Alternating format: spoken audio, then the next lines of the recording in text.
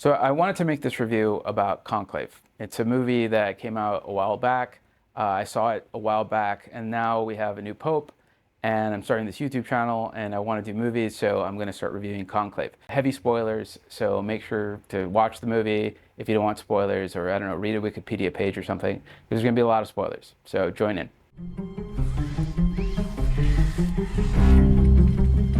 What happened? They say a heart attack. You know how rumor spreads, and 1.25 billion souls watching. Well gotten, Lawrence. It seems the responsibility for the Conclave falls upon you. The supervision of this election is a duty I never thought I'd have to perform. They are sequestered, and they must be shielded from all news that may influence their judgment. You understand? So the movie starts with the Pope having just died, and there's people, around him, and I thought it was a really, really nice detail that they had Latin prayer. It kind of made me feel like this is like something genuine. I'm a Catholic convert, so I don't know a lot about Catholicism yet, but I've been doing it for 4 years. I read a lot, but the Latin prayers, I've never heard of them, but I'm assuming that's what you pray when the Pope dies. It was kind of weird that the first thing the guy does is he takes the ring off of the Pope. So that made me think like, oh, well, it's probably what would happen. The ring is probably really important. I'm assuming it's like the Pope ring. And then they have this little weird device where they put it into the device and then they fiddle with it. And I thought that was like a really nice touch. So it felt very genuine, like, okay, if the Pope dies, this is what happens. Some cardinals show up and they pray in front of the Pope. So I thought that was a good touch. After that, you meet the cardinals. And you start meeting them like one by one. They have their own scenes, and I don't remember the cardinals' names other than maybe Cardinal Lawrence, who's the main character. But they're all like either liberal or conservative, and that's kind of like the gist of the whole thing. Is the liberal cardinal going to be the next pope? Is the conservative cardinal going to be the next pope? There's a pope from, I think, Africa, an African pope, an American pope. Oh, they're cardinals. An African cardinal, an American cardinal who's very, very liberal. And Lawrence, who's the Dean of Cardinals, who's British, which I thought was kind of weird, because I guess he's the Anglican cardinal, because he has a British accent, he's from England. But no, England has cardinals. It's not like they don't have a cardinal. Well, actually, I should Google that. I'm not actually sure whether they have cardinals. The whole Protestant Reformation, the King Henry, the thing. So I know. So well, the main character is an English cardinal. And if they ever actually got an English pope, what would happen? I don't know if anybody else thought that. But we start meeting the cardinals, and you notice right away the director's using some techniques to kind of make things seem a little bit weird. You see all the popes, I keep calling them popes, all the cardinals are like start smoking in a group, and it's like, oh, well, they smoke. Oh, yeah, I've seen pre-smoke, they drink. You also see one of the cardinals on their cell phone, like scrolling through, I don't know, Instagram or Facebook or something. So you start seeing that. You also see the very, very conservative cardinal, who they've decided to give I think he's an Italian. He has a bit of an Italian accent, and he has his own special cardinal coat that none of the other cardinals have. He shows up with this coat, and he looks like larger than life, but at the same time, you know he's kind of like the bad guy, based on how he's presented psychologically, because he has an accent, he's a little bit on the chubby side, and he's like very, very ostentatious and has a very big coat. And he also slaps his assistant. No! Prego, dopo eminenza. So that also made me think that maybe he's not like the front runner. He might not be the good guy. And later on, if you follow the story, it's really the liberals that are the good guys, and this is like their main fear. This cardinal. This cardinal is like the most conservative of conservatives. He wants to bring everybody back pre-Vatican II, which is another video that I should probably make about Vatican II. But he wants to bring us back to the Latin Mass and I don't know, stricter rules about being Catholic. I'm not sure what exactly he would do, but that's kind of like the gist of it, like more traditional Latin Masses and stuff like that. So for the liberals, that's like a really, really bad thing to happen. So you meet him. No sane man would want the papacy. The men who are dangerous are the ones who do want it. And then we're basically shown why Cardinal Lawrence is having this crisis of faith thing that he's been kind of hinting at. He's been very melancholic the whole thing, and maybe it was because the Pope died and it was a friend of his, but he's been very kind of like off basically, and it's because he's having a crisis of faith. He doesn't know whether he believes in maybe God, maybe the church or something like. He's having trouble praying, I think, and basically if you have trouble praying as a priest, that's like a big issue. You should be praying every day. You should be meditating on God, and if you have trouble praying, then it's a sign that there's something wrong, and he's having trouble praying. He also mentions that, or another cardinal tells him that the Pope has been having issues too, with his crisis in his faith in the church, that he had this crisis of faith before he died. And you later find out that it's because he's been monitoring all the cardinals, and he has discovered all of this, bad stuff that the cardinals have been doing. I don't know what kind of powers the Pope have to monitor cardinals, but it seems like he wasn't supposed to be doing these things, but he didn't trust the cardinals for good reason. There was things going on in the background that probably shouldn't have been happening, and that is causing this kind of crisis of faith into the church. You look anxious. Everything under control. How has this been kept a secret for so long? So then we're introduced to probably the most controversial figure in the movie. He's a secret cardinal of Kabul. He was made Cardinal of Kabul. I think his name is Cardinal Benitez. I might be getting this wrong. But he's controversial in that he used to be a woman. That's a spoiler. You guys should have seen Conclave from the beginning. We don't know this until the end of the movie, but he was born a woman. Well, actually, I'm not even sure if he was born a woman. He was born with female parts, and he didn't know. He became a priest, and he wouldn't have known at all had it not been for an appendicitis that he had, and they checked him inside, and they found out that he had a uterus, and that genetically, what's it called? Genetically, he would have been considered a woman, at least chromosomally. And so he lived his whole life, got ordained as a male priest, and then he found out, hey, I have these female parts and my chromosomes make me a woman.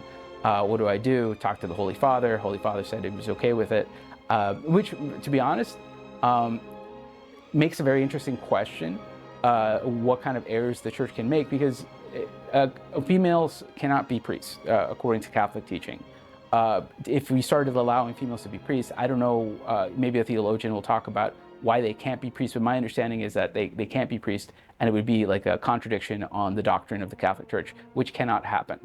And so that's why they can't be priests. If I'm wrong, put it in the comments and I'll make a follow-up video.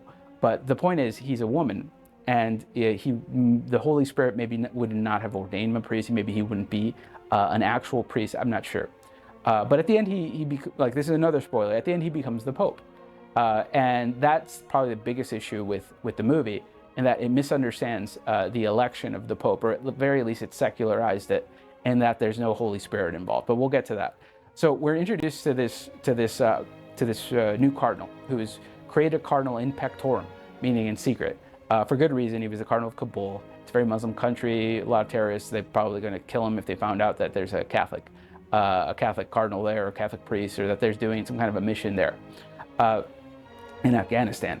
And so we're introduced to him, but he can't be a cardinal in pectorum after the Pope's died. The way I've researched it, but the way the in pectorum works is he can be assigned the cardinalship, but the Pope has to eventually reveal the secret before the Pope dies.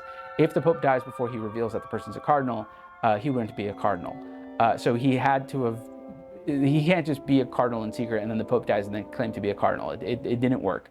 But for Hollywood purposes, they decide, yeah, he is a cardinal, and he's allowed to go into the election. We sisters are supposed to be invisible. God has nevertheless given us eyes and ears. So in the next scene, we see Cardinal Bellini. I think his name is Bellini, but he's like the main candidate for Pope. I think the guy's name is Steve Tucci or Tucci something, maybe, I'm probably wrong. But he's the guy from the Hunger Games, and he's the main candidate for Pope, for the liberals. He's like what everybody wants to be. And he keeps saying over and over again, I don't want to be Pope, I don't want to be Pope. But he wants to be Pope. He wants to be Pope so badly. Like, he wants to be Pope more than anybody wants to be anything. And we hear his principles, like what he believes in. And he says them in the most vague way possible. Tell them I stand for a common sense approach to such issues as gays and divorce. Tell them I stand for never returning to the days of the Latin liturgy or families of 10 children because Mama and Papa didn't know any better. That was an ugly and repressive time, and I'm glad that it's over. Tell them I stand for respecting other faiths, for tolerating other views within our own church, and tell them that I believe women should play more of a role in the curia. And that whole speech he gives to his constituency is very, like, it can be taken either way, really. And it's great for a politician because then anybody can just vote for the person based on what they believe he meant. And so it's very clear that he wants to be Pope, I think, by then. And the fact that he keeps saying, I don't want it, it's like, I don't believe you. And yeah, at the end he says, yeah, I want it. Everybody wants it, which is not true. Like, not everybody actually. A lot of people do not want to be the Pope. It's a hard job. You're in your retirement years. If you've made it to Cardinal, you're kind of set in that, like, you could retire. You're supposed to retire at a certain age. And you got a pension. I mean, you could just, you're 75 years old or something, or you're 70 years old. You can just, like, read books and stuff and write articles. That's what Pope Benedict wanted to do. He just wanted to write and, like, relax in his old age. Then maybe he had probably other reasons for quitting the papacy, but not everybody wants to be the most famous person in the world. Not everybody wants to start flying everywhere and giving speeches. So it's like, it makes sense. Like, if I'm old, I don't want to be Pope. Not everybody wants to be Pope is what I'm trying to say. This guy definitely wants to be Pope. And it's pretty clear. Those who seek the papacy. I don't seek the papacy. So then Cardinal Lawrence gives his most famous speech, the certainty speech, where he talks about how certainty is the great enemy of compromise, or the great thing that divides us if somebody is certain. To a certain extent, that is true. When somebody is certain on something, it prohibits them from kind of seeing the other person's point of view to a certain extent. It causes wars, but it depends on how you look at certainty.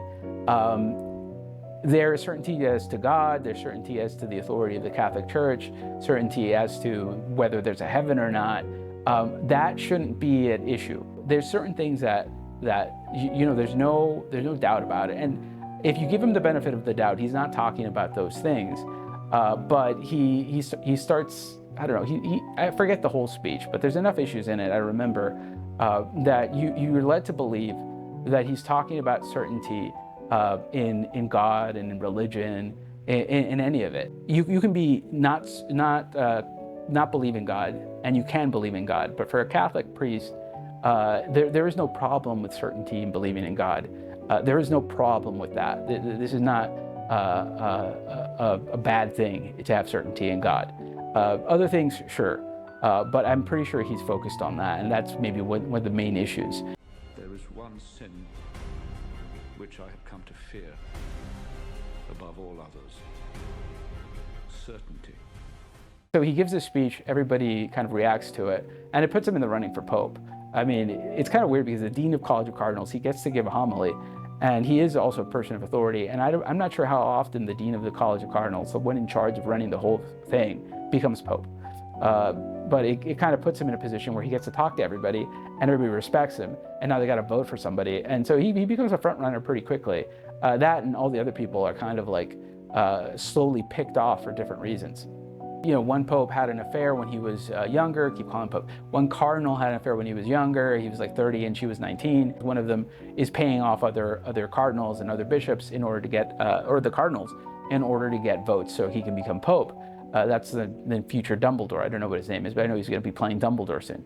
But that guy, he's buying votes for himself, and that once they prove that, he's out. A liberal candidate, I forget what happened with him, why he just basically admitted that he wanted to be Pope more than anything in the world, and that might have removed it. I know he did something. I just can't remember what what he did that made him unelectable. But I do remember the others. The conclave, Aldo, it's not a war. It is a war, and you have to commit to a side. So I don't remember exactly what he did, but he did something, and they all do something wrong, human, bad things that basically we're not going to vote for you to be Pope. And there's other things that happen. There's this whole issue with confession. There's some videos on YouTube about that, whether Cardinal Lawrence abused his powers of confession. They kept it very vague. It's like, because he just went in and didn't really say, hey, this is what I heard in confession. Because that is, like, I think, excommunication if a priest, cardinal, regardless, it breaks the seal of confession. And he kind of did and kind of didn't. I mean, so they kept it vague. There's also, he pulls authority over the nuns, which is kind of the director implying that, okay, even if these nuns are given a certain level of authority and respect, they're always going to be subservient to a man. I think that's what the director was going for there. I mean, this is the dean of the College of Cardinals. If anybody has rank in that environment, I kind of think it's him. And so it's like if the CEO, the temporary CEO of the entire building or whatever decides to do something, but you see him basically pull rank on a nun, and it just kind of hits everybody the wrong way. So there's that, and there's a lot of other things. He's breaking the rules. He's going into the Pope's room. So there's all of these things happening, which honestly doesn't make it a bad movie. It makes it a very human movie, in that these are just human beings trying to figure out who to elect for Pope. The movie intentionally basically picked a very, very flawed set of human beings that are the candidates for Pope, with all these controversies and everything like that, which is fine. I mean, you're making a movie, but it's not a deal breaker for me as to whether this is a blasphemous movie, because they picked very flawed people to be the front runners for Pope. But the person that was made Pope, that's the last part of the movie. So let's talk about that.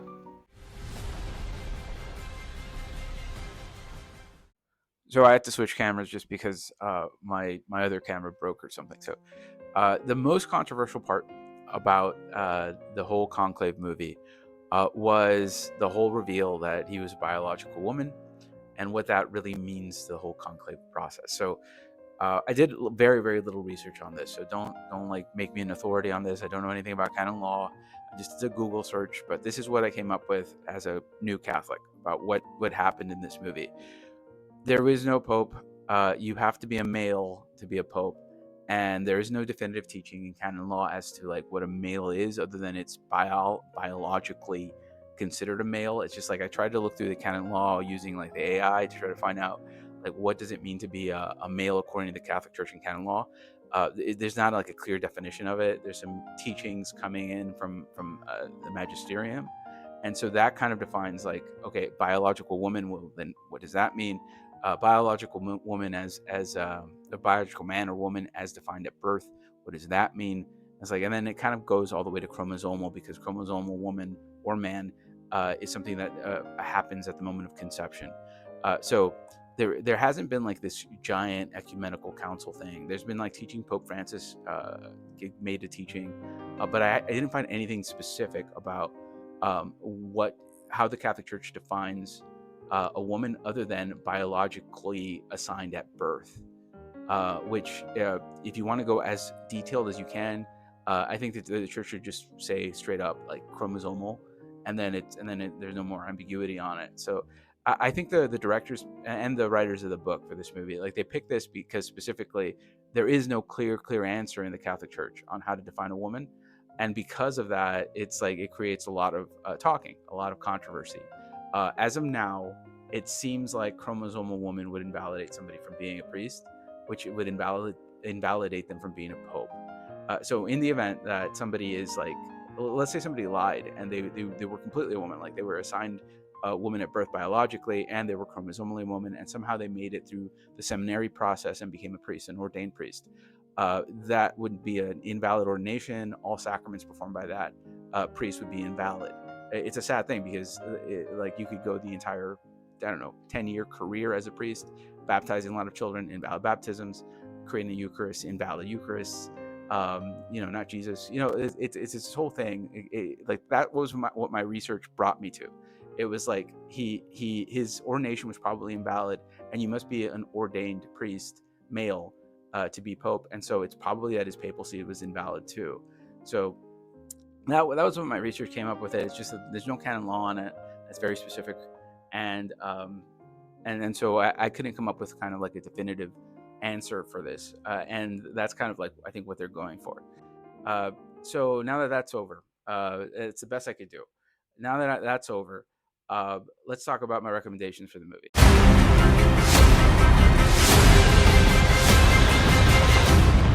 Okay, so do I recommend Conclave? Yeah, if you not for children. I mean, I don't know. Maybe I would raise it up, but I would say It was a very well done movie. It's just you gotta realize that it's a work of fiction. This is not going to happen. There is no Holy Spirit here. This is a very secular movie. The Holy Spirit guides the papal process, and that didn't happen in this movie. So if you take it in like this is a secular movie, and you try to enjoy it for the acting and for the cinematography and for the sets and everything like that, then you can enjoy the movie and just realize this is not the real Catholic Church. This is something that calls itself the Catholic Church, but and it looks a lot like it. It has a lot of Latin in it. It has a lot of tradition in it. It's a very beautiful movie. And I'm not even against all the flawed papal candidates, because I mean, there's going to be flawed people in the world. The church isn't perfect, so you're going to get some flawed candidates. What the only real issue was that I think the Holy Spirit was removed from the movie because it didn't guide. It didn't guide the conclave towards like a clear resolution at the end where we have a pope, Habemus Papam. That didn't really happen. So I would say if you just take it as a secular piece of work, it's fine. Just as long as you're prepared for like just the ending. Honestly, if you watch everything and then just stop before the ending, you would just be like, oh, okay, we have a Mexican pope, and then everything would be fine. But it is what it is. So would I recommend it? Yeah, if somebody wants to watch it and wants to learn more about a conclave process, I would recommend it. But not to somebody who's like, I would recommend it to somebody who's like very well formed, not children, because it does create a lot of confusion as to the church and how perfect the church is, how perfect human beings are. And again, the Holy Spirit's out, so it's like there's no supernatural Holy Spirit guiding this thing in the movie. So I would recommend it to an adult who's very well formed. I would not recommend it to like a new convert or somebody considering Catholicism for the first time, because it might mislead them, or children. So that's my final recommendation. I hope that helped. Make sure to subscribe and follow. It's my first movie review. I want to make more, and I also want to talk more about immigration stuff because I'm an immigration lawyer. So make sure to follow, please, and share this stuff. So thanks. Bye.